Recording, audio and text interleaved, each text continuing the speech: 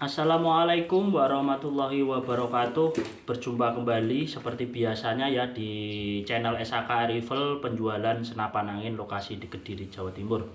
Alhamdulillahirobbilalamin, pada siang yang berbahagia ini semoga para penonton setia dari SAK Rival ya selalu diberikan kemudahan dan selalu diberikan kelancaran rezeki. Amin ya robbal alamin. Oke teman-teman, di video kali ini saya mau bahas tentang tips bagi pemula yang ingin membeli senapan jenis gejluk dual power ya teman-teman ya. Jadi tipsnya kali ini saya kasih informasi. Jadi teman-teman sebelum membeli senapan gejluk itu harus tahu dari spesifikasi senapan, kenapa saya pilih tabung besar, kenapa pilih saya tabung kecil. Jadi nanti biar tidak kecewa sebelum membeli unit ya teman-teman ya. Oke, bagi para pemula yang pengen naik kelas dari senapan jenis uklik, naik kelas ke jenis senapan gejluk yang memiliki power di atas senapan uklik ya, simak dan tonton video ini sampai selesai agar nanti ada informasi terbaru yang pengen membeli senapan gejluk, jadi nanti lebih tahu ya teman-teman. Oke, langsung saja ya teman-teman ya. Di sini yang saya mau ulas, saya pakai senapan jenis gejluk dual power dari merek terkenal yaitu Shanaji Gejluk asli dari Blitar.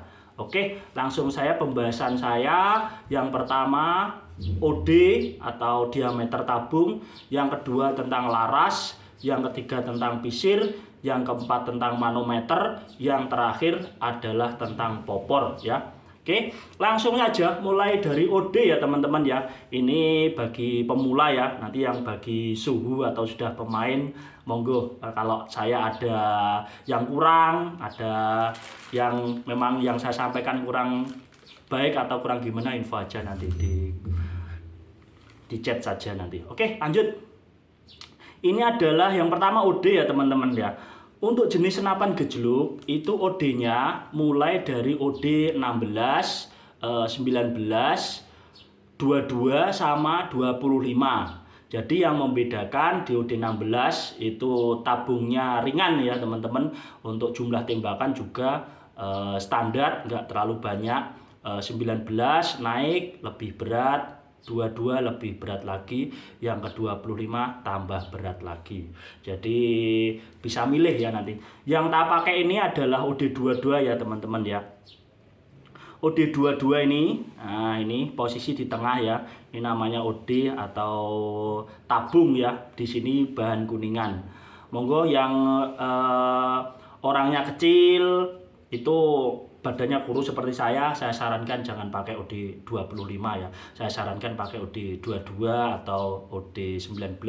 Takutnya kalau ingin power besar, daya tampung besar, tapi dia milih OD 25, orangnya kecil seperti saya itu gejluknya berat ya teman-teman. Ini aja OD 22 juga sudah lumayan berat ya. Itu tadi tentang OD ya. OD ada 16, 19, 22 sama 25. OD itu diameter tabung. Ini ya pengisian angin di sini. Oke. Lanjut lagi ke laras ya teman-teman ya. Ini namanya laras ini teman-teman ya. Nah, ini. Ini aslinya warnanya kuning ya. Nah, di sini laras ini. Laras ini kalau unit dari Kidulan, itu dari Blitar, itu ada brand dari VMG, BJ Hunter, sama ini yang tak pegang ini Shanaji. Kebanyakan memakai laras bahan kuningan ya teman-teman ya. Nah ini larasnya nanti bahan kuningan.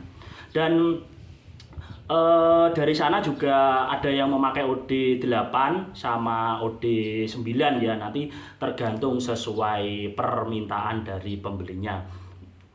OD 8 kecilnya seperti ini, OD 8. Nah, jadi kalau OD 9 diameternya lebih besar lagi sedikit, tapi selisihnya sedikit sekali. Ya, itu laras ya, OD 8 sama OD 9. Oh ya teman-teman, untuk unit kalau Dari pare, kebanyakan kalau senapan dari pare gejluk itu dia memakai laras bahan baja. Jadi perbedaan kalau dari Blitar itu dia kebanyakan pakai kuningan, kalau dari pare kebanyakan pakai baja.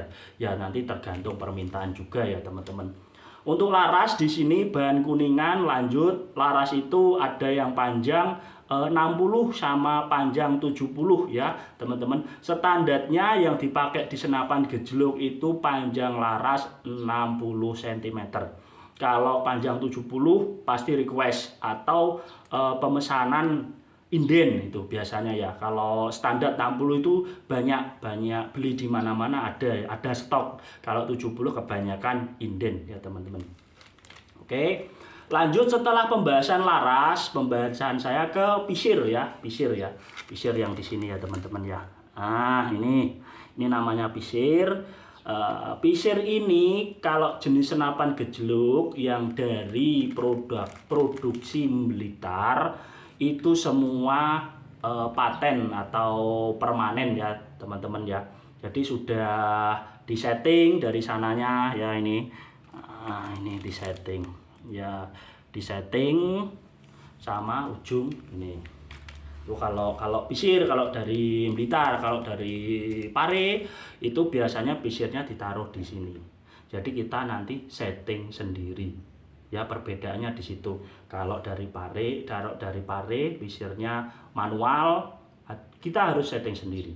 Kalau dari Sanaji, BJ sama VMG itu dari pabrik sudah disetting, akurasinya dijamin jempol 2. Lanjut lagi setelah pisir itu manometer ya teman-teman ya. Oke, yang tak pakai ini dia non manometer ya, non manometer. Fungsi dari manometer tersebut adalah agar kita tahu kapasitas atau sisa angin yang ada di dalam tabung. Kalau jenis senapan gejluk ada yang suka pakai mano, ada yang tidak suka pakai mano.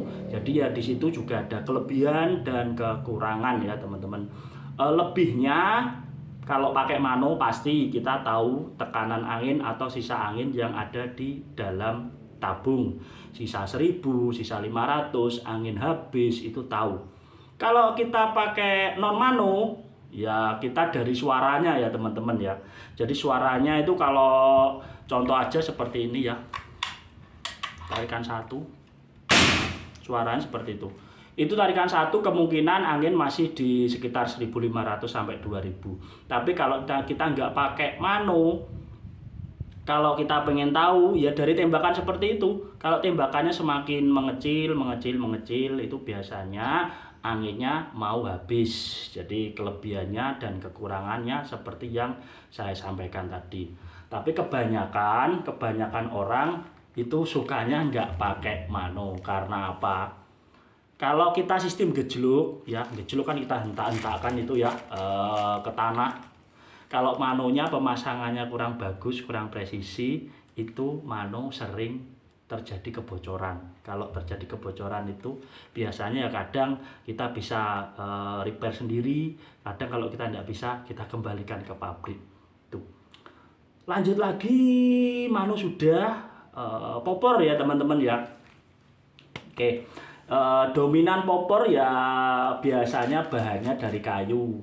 Ada yang kayu sono, ada yang kayu mangga, ada yang kayu mahoni. Model-modelnya, motif-motifnya itu biasanya ya ada model klasik, model gamu, atau model warnanya hitam, warnanya ada motif daun, itu biasanya sesuai selera. Kalau dari kidulan, dari Blitaran tuh dominan ya modelnya seperti ini, klasikan seperti ini. Dari dulu sampai sekarang ya modelnya ya sekarang pakai popor jati muda seperti ini. Kalau yang dulu yang lama-lama pasti pakai popor bahan sono keling. Kalau bapak-bapak yang sudah punya senapan gejluk pasti tahu popor sono keling itu bagus sekali. Sekarang wis angel golek popor sono keling ya. Oke, teman-teman sekalian, itu kalau masalah track ya teman-teman ya. Tracknya ini ya kebanyakan kalau gejluk itu tracknya antara 5 sama 6. 5 track atau 6 track, tapi kalau ini tak cek aja ya. 1 2 3 4 5 6. Oke, kalau yang di Synology ini ada 6 track atau 6 percepatan.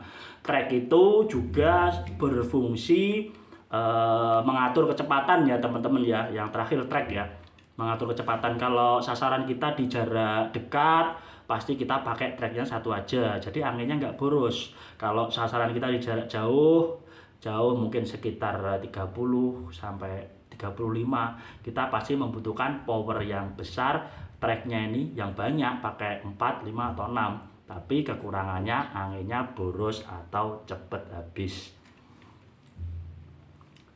Oke teman-teman sekalian, itu tadi tips bagi pemula yang ingin meminang atau memiliki senapan jenis gejluk. Jadi saya informasi biar tahu spesifikasinya unit, biar tahu sebelum membeli unit, biar gak kecewa sebelum membeli unitnya.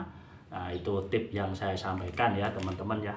Oke, untuk pertanyaan monggo di deskripsi nanti bisa tanya-tanya, monggo lebih dalam lagi mengenai power, mengenai akurasi, tes unit, FPS atau yang lain, nanti bisa chat aja di kontak nomor WA yang saya cantumkan di deskripsi. Dicatat ya, 0821 3954 7177. Oke, salam satu laras dulur. Terima kasih setia nonton channel SAK Rifle. Wassalamualaikum warahmatullahi wabarakatuh.